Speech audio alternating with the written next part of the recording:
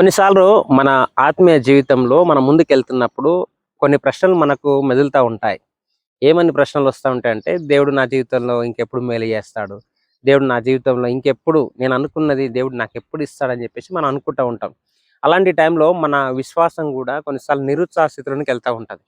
అయితే దేవుని వాక్యంలో మరి రోమా పత్రిక 8:28లో ఈ రీతిగా తెలియజేస్తున్నది ఏమనంటుందంటే, దేవుని ప్రేమించే వారికి అనగా ఆయన సంకల్పం చొప్పున పిలువబడిన వారికి మేలు కలుగుటకై సమస్తము సమకూడి జరుగుచున్నది అని ఎరుగుదుము అని దేవుని యొక్క వాక్యం తెలియజేస్తుంది. అంటే దేవుడు మన జీవితంలో మేలు తలపెట్టినప్పుడు ఖచ్చితంగా కొన్ని పరీక్షలు గుండా మనం వెళ్ళవలసి వస్తుంది.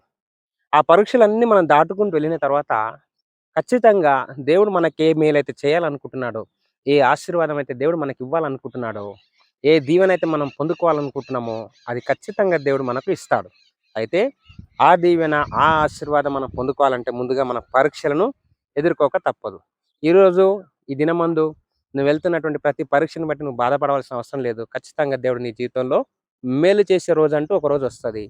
ఖచ్చితంగా ఆ రోజున నీ జీవితము దీవించబడతది. ఈ మాటను దేవుడు దీవించును గాక. ఆమేన్.